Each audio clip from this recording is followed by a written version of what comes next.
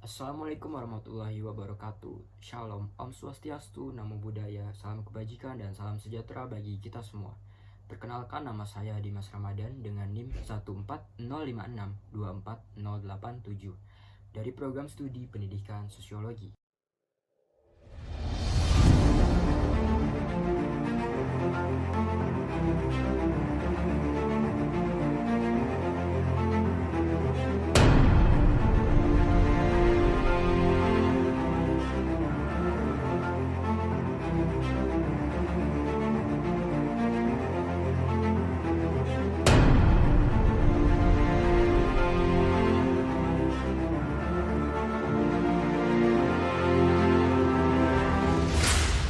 Pada kesempatan kali ini, saya ingin mengajak kita semua untuk merenungkan salah satu tantangan besar bagi bangsa kita, yaitu intoleransi. Dalam Pancasila terkhusus sila ketiga, yaitu Persatuan Indonesia. Kita diajarkan bahwa keberagaman adalah kekuatan. Namun, apa yang terjadi jika keberagaman ini malah menjadi sumber konflik?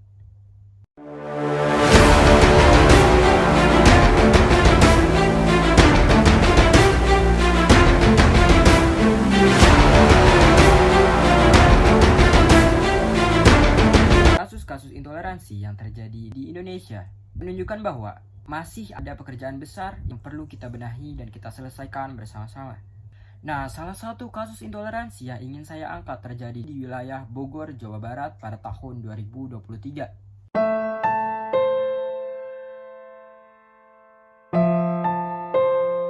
Sebuah gereja yang sudah memenuhi semua izin untuk beroperasi dipaksa tutup oleh sebagian warga. Mereka berdalih bahwa keberadaan gereja ini dianggap mengganggu harmoni lingkungan.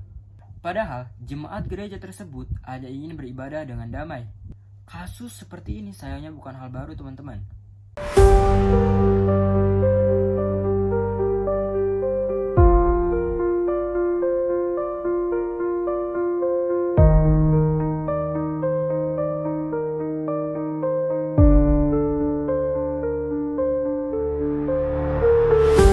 Menurut Setara Institute, pada tahun 2023, tercatat terdapat 333 kasus intoleransi yang terjadi di berbagai wilayah Indonesia.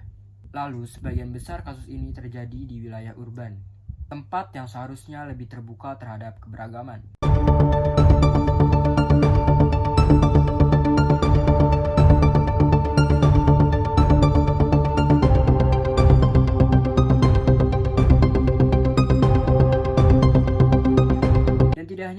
Intoleransi juga sering terjadi dalam bentuk ujaran kebencian di media sosial. Banyak sekali orang yang menganggap merasa bebas dalam menghina agama atau kelompok lain di platform tertentu seperti Facebook, Twitter, atau bahkan TikTok. Nah, hal ini menunjukkan bahwa masalah intoleransi tidak hanya terjadi secara fisik, tapi juga di dunia maya. Apa dampak? Intoleransi tidak hanya melukai perasaan mereka yang menjadi korban, tetapi juga mengancam persatuan bangsa kita. Kita dapat melihat bagaimana konflik kecil dapat memicu masalah besar hanya karena sebuah kesalahpahaman. Di Papua misalnya, konflik berbasis agama di tahun 2015 sempat memicu kerusuhan besar. Begitu juga dengan di daerah lain, di mana perbedaan yang seharusnya menjadi kekuatan malah menjadi alasan untuk saling membenci. Selain itu, intoleransi juga menciptakan ketidaknyamanan dalam kehidupan sehari-hari. Banyak dari mereka kelompok minoritas yang merasa tidak aman untuk beribadah atau mengekspresikan identitas mereka. Nah, hal ini tentu bertentangan dengan semangat Pancasila yang menginginkan seluruh rakyat hidup dengan rasa adil dan damai. Apa yang menjadi penyebab dari semua permasalahan ini? Pertama, kurangnya edukasi mengenai pentingnya keberagaman. Banyak orang yang tumbuh dengan pola pikir sempit tidak pernah diajarkan bahwa berbeda itu bukan berarti salah. Di sekolah, pelajaran Pancasila seringkali hanyalah sebatas hafalan tanpa ada implementasi yang nyata. Kedua, pengaruh dari media sosial. Di era digital ini, media sosial menjadi ruang terbuka bagi siapa saja untuk menyampaikan pendapat. Sayangnya, ruang ini juga sering disalahgunakan untuk menyebarkan hoaks, ujaran kebencian, dan bahkan provokasi. Tanpa literasi digital yang baik, masyarakat mudah terprovokasi oleh informasi yang belum tentu benar. Dan yang terakhir, kurangnya penegakan hukum terhadap pelaku intoleransi. Jika pelaku intoleransi dibiarkan tanpa konsekuensi yang jelas, hal ini memberikan pesan bahwa tindakan mereka bisa diterima. Padahal intoleransi merupakan ancaman serius bagi keutuhan bangsa. Nah, tapi teman-teman, masalah ini bukan berarti tidak bisa diselesaikan. Beberapa langkah yang dapat kita ambil bersama untuk mengatasi intoleransi.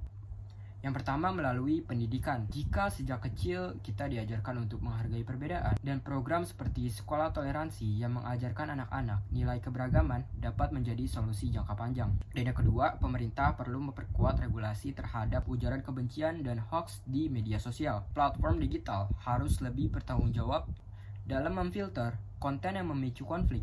Selain itu, masyarakat juga perlu diberikan literasi digital agar tidak mudah terprovokasi oleh informasi palsu.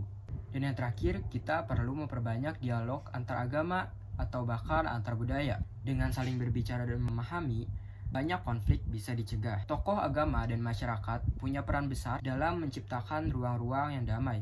Nah, jadi teman-teman, apa yang bisa kita simpulkan? Intoleransi merupakan tantangan yang serius dan nyata, tapi bukan berarti tidak bisa diatasi. Melalui pendidikan, regulasi yang kuat, dan dialog yang terus dijaga, kita dapat membangun masyarakat yang lebih toleran. Nilai-nilai Pancasila bukan hanya sekedar kata-kata, tapi sebagai panduan untuk kita hidup bersama. Mulailah dari diri kita sendiri untuk menghargai perbedaan. Hentikan ujaran kebencian dan jadilah agen perdamaian di lingkungan sekitar kita. Terima kasih sudah mendengarkan. Semoga kita semua bisa menjadi bagian solusi untuk Indonesia yang lebih baik.